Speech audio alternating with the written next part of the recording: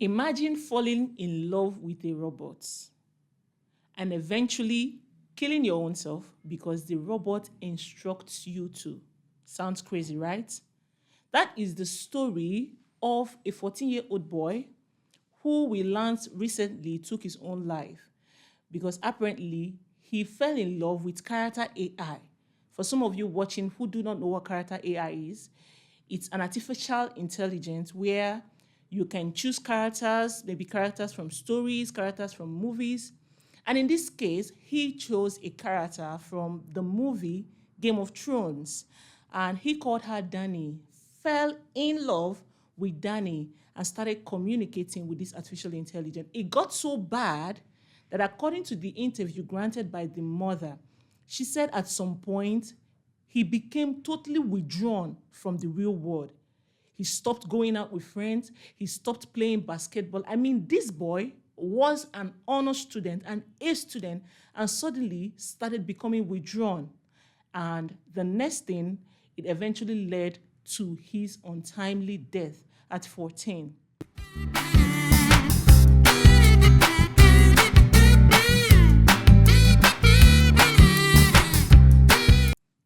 Welcome back to the show. Now, while it sounded like fiction, what we just heard as a story of Sewell Setzer, the 14-year-old boy that recently took his own life, we have seen that this is currently what is going on. Our teenagers and our children are relying on robots for communication. And one of the reasons that I've found out why they do that is because they feel that when they chat with a robot, it's not judgmental. They come out as anonymous. And that is because there are some issues and some topics that they would want to discuss to remain anonymous. And that is because they feel that when they get to their parents to ask such questions, that they will be judged. So I will be sharing with you some tips on how you can communicate effectively with your teenagers. And on top of the list is active listening. Have you been in a situation whereby you are speaking to somebody and you are aware the person is not listening to you, but somehow they say they are listening, and you are looking out at things, their body movement, and everything is just showing that they are not listening to you? For example, have you been in a situation whereby you are speaking to someone and the person is on their phone, lifting up their heads only to look at you intervally, and their heads going back to their phones? Now, if you've been in that situation, you will feel not important. Most times, from my work as a teen coach over the past 9 years, most teenagers have expressed the fact that when they speak to their parents, that they don't listen.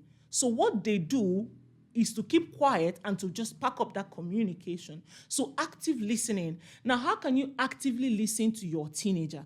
You can do that by expressing interest in what they are saying. First of all, you have to look at them directly when they are speaking to you. You have to do some things that show that you are listening, which includes nodding intermittently to show them that you are paying attention. You can ask questions. It all shows that you are actively listening to them. When someone feels heard, they can go ahead to tell you things when they know that you cannot judge them.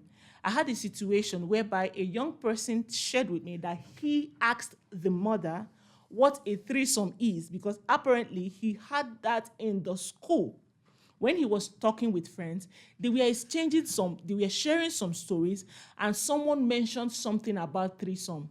He said in his words that when he got home that day, he went to the mother and asked the mother, what is a threesome?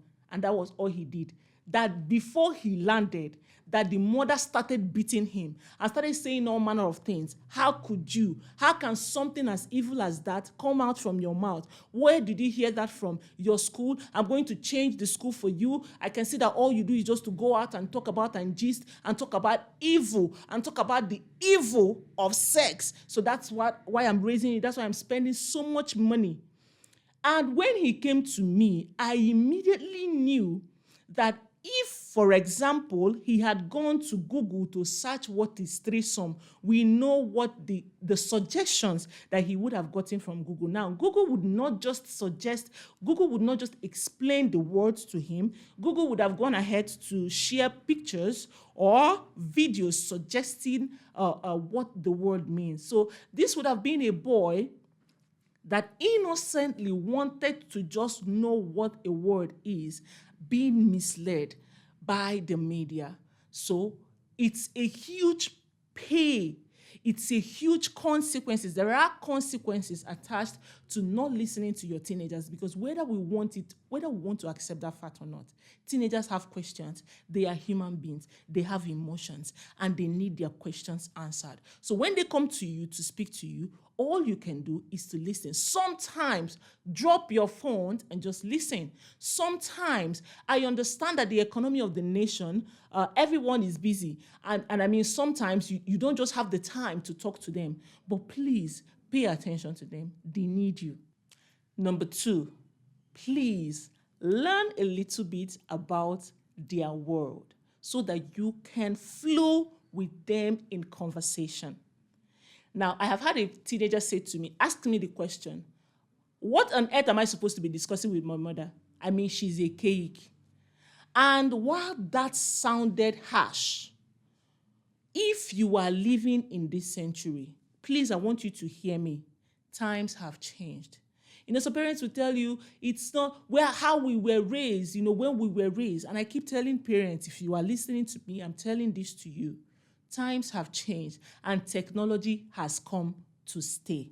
All you can do is to come up, is to learn, is to accept the fact that your children are Gen Zs or Gen Alphas, as the case may be, and that your children were born in the tech world. So what you have to do, I use the term jungle parent. Please don't be a jungle parent. Don't go through life and all you know how to do is just to be on WhatsApp and on Facebook. Please ask questions. And there are applications that you can use that can help your teenager. If you do not know what is going on in their world, I jokingly told a parent the other day, I said, please get TikTok on your phone. And she goes, the TikTok that all they do is just to dance and just to shake. What am I going to be doing on TikTok? And I said, you are raising a teenager. You should be on TikTok because 99% of teenagers are on TikTok. You should know the celebrities they are following. You should know the kind of music they are listening to. You should know who they are following, who their celebrities are, so that you can know how to relate with them. While speaking to a teenager the other day, she told me about a popular TikToker, Purple Speedy. I was interested because she had told me that she wanted to be Purple Speedy. So I became interested. And I'm like, who is she? What does she do? And she went ahead passionately to explain how she has millions of followers on TikTok and on all her social media platforms, how she dances and how she makes so much money and how she wants to be Purple Speedy. Now, imagine I do not know who Purple Speedy is. I do not know that this person is already influencing my daughter and what she wants to be because I don't even know who she is. Your teenager has so much to tell you, but you have refused to come up to the times. You have refused to learn, and that is why sometimes they see you as a cake. Now, please go out, go for courses, go for trainings, ask questions. What is going on in the world? What are young people into? What are young people being concerned about? The issue of AI and artificial intelligence is currently what people are talking about. So just learn a little bit about it. And sometimes you'll be surprised that your teenager has so much to tell you if only you are willing to learn. So please, get knowledge.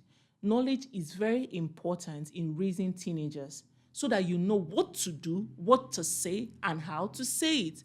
Now, I have done a lot of videos here on this channel where I talked about teenagers and their challenges. I even did one on digital security. You might want to check that out. And I'll add the link in the description below, so you might want to check that out after this video.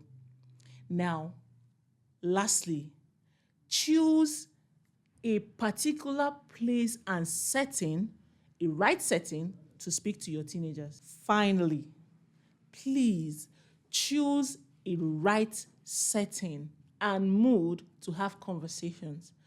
Communication and conversations with your teenagers do not have to be a chore, do not have to be boring. Sometimes, leave the regular sit at the one part of the bed. I want to talk to you. Just come close. I want you to sit down and listen to me. That is no communication. So sometimes choose atmosphere where they are relaxed and choose activities that will get them to pay attention to you. For example, you can choose cooking, maybe moments where you're cooking or you're just driving or you're just walking.